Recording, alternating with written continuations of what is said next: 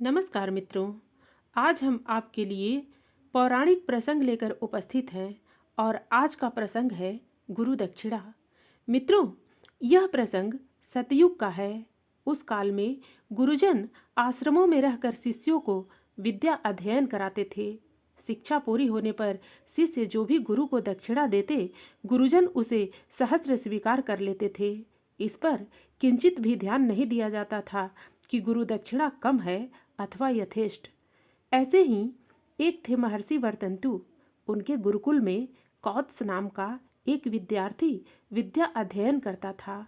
जब उसकी शिक्षा पूरी हो गई तो उसने विनयपूर्वक अपने गुरु वर्तंतु से निवेदन किया, गुरुदेव, आपकी कृपा से अब मेरी शिक्षा पूर्ण हो गई है। आप मुझे आदेश करें कि गुरु दक्षिणा में मैं आपको क्या दूं। यह सुनकर महर्षि वर्तंतु ने मुस्कुराकर उसके सिर पर हाथ रखकर कहा, पुत्र कौत्स, तुम मेरे गुरुकुल के सबसे मेधावी और प्रतिभावान विद्यार्थी रहे हो। मैं तुम्हें गुरु दक्षिणा से मुक्त करता हूँ। जाओ और अपनी शिक्षा लोक कल्याण में लगाओ। लेकिन गुरुदेव, मैंने गुरुकुल में रहकर निःशुल्क शिक्षा ग्रहण की है, अतः मेरी हार्दिक इच्छा है कि आप मुझे गुरु दक्षिणा के लिए अवश्य आदेश दें। गुरु वर्तंतु मना करते रहे और कौत्स हठ करता रहा।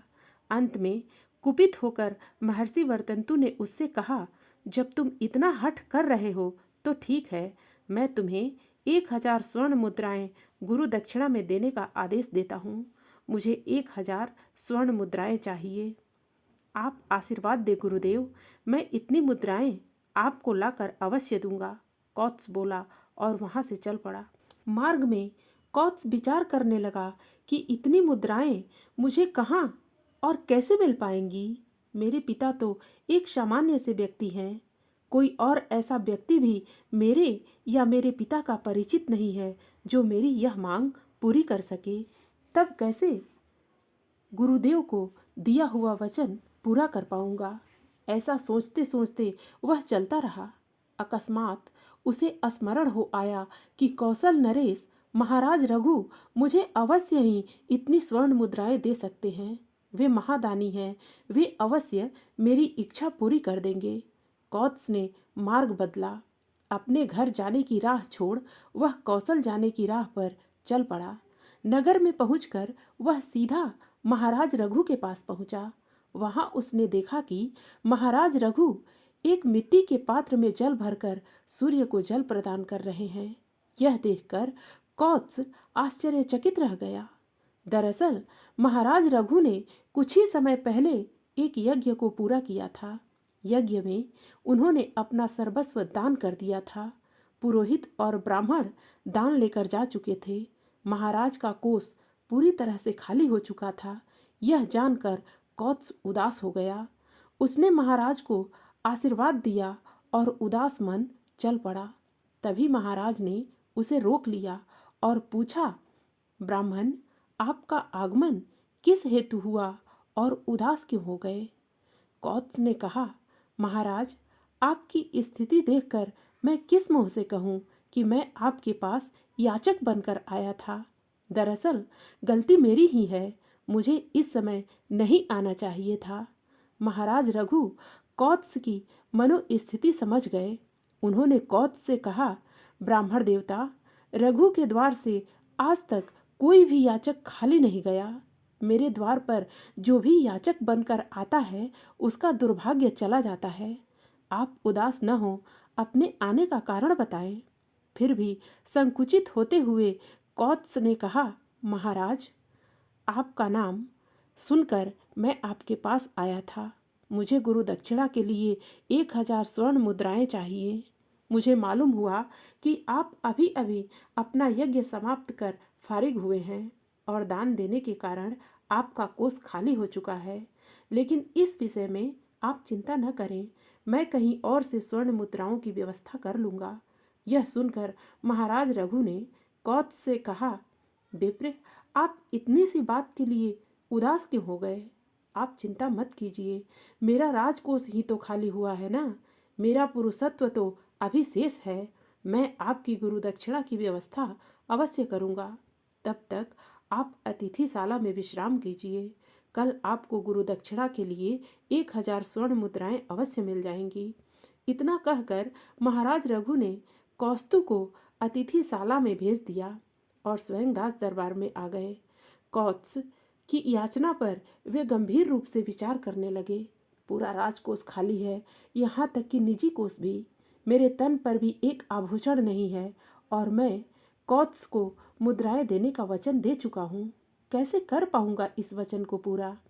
बहुत सोच विचार के बाद अंततः उन्होंने सभी मंत्रियों को बुलवाया और उनके सामने अपनी समस्या रखी। मंत्री भी इसका कोई हल न सोच सके। आखिर वे भी इतनी स्वर्ण मुद्राएं देने के लिए महाराज से कैसे कहते? महाराज तो पहले ही अपनी व्यवस्था जाहिर कर चुके थे। अतः वे सभी चुप रहे। मंत्रियों को चुप देखकर महाराज अनायास मुस्कुरा उठे। सभी ने महाराज की ओर आश्चर्य से देखा। तब महाराज ने सेनापति को बुलवाया और उससे कहा, सेनापति, मुझे कल तक हर हालत में 1000 स्वर्ण मुद्राएं चाहिए, क्योंकि मैंने कौत्स को देने का वचन दे दिया है। अब आप बताइए कैसे होगा इतनी स्वर्ण मुद्राओं का प्रबंध?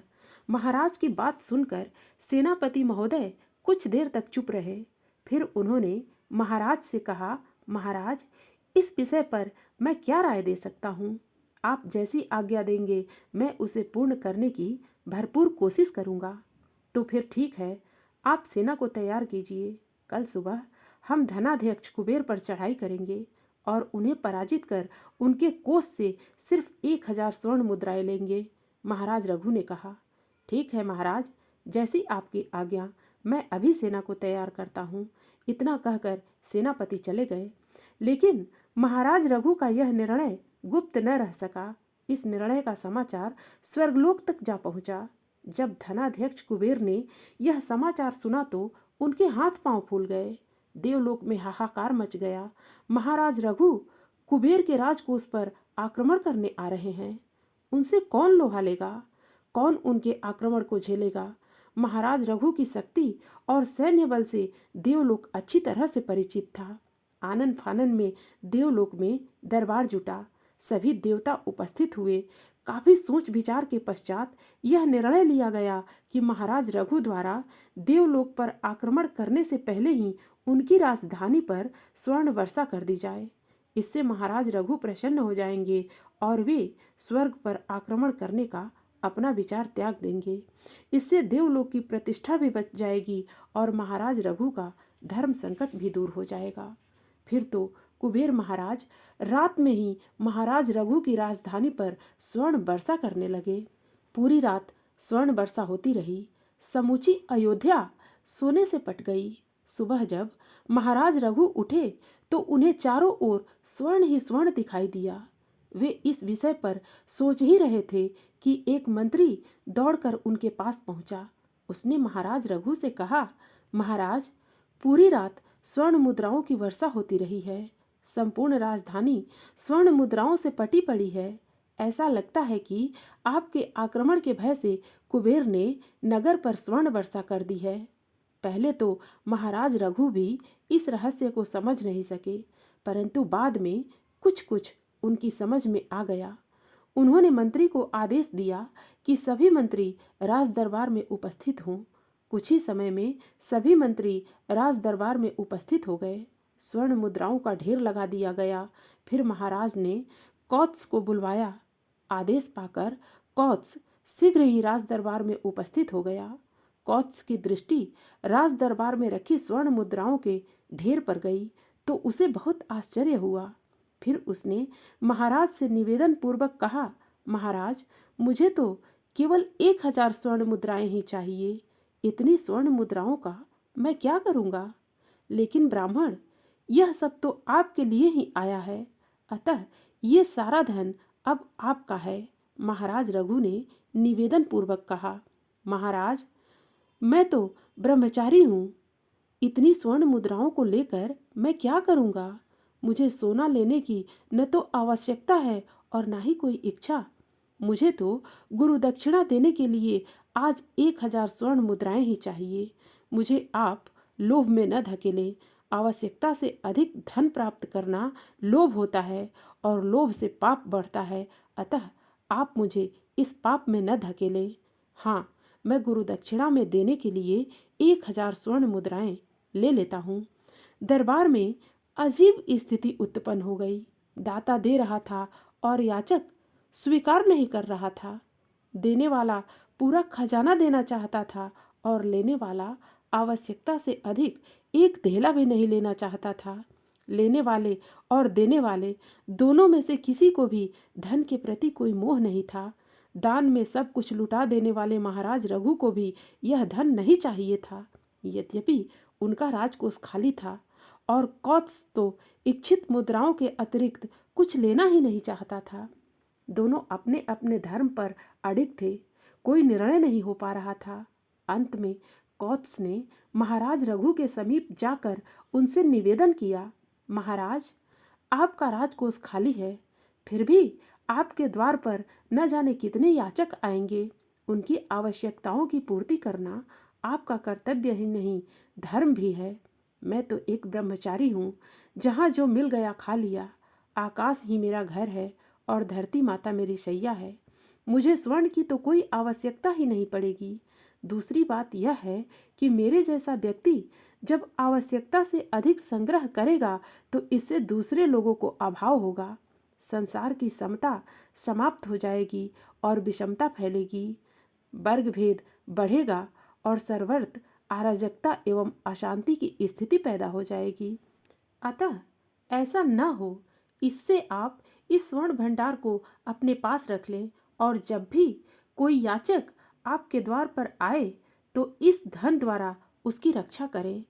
महाराज रघु ने अपने मंत्रियों के साथ काफी समय तक विचार विमर्श किया और अंत में कौत्स की बात मान ली, लेकिन स्वर्ण मुद्राएं राजकोष में न डालकर धर्मार्थ कोष में रखवा दी।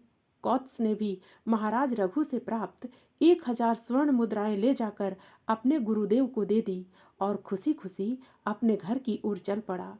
किसी शिष्य द्वारा गुरु दक्षिणा देने के ऐसे उदाहरण विरले ही मिलते हैं। मित्रों, कहानी आपको कैसी लगी? आप अपने कमेंट्स के द्वारा हमें अवश्य बताना। कहानी पसंद आने पर वीडियो को लाइक और शेयर करना।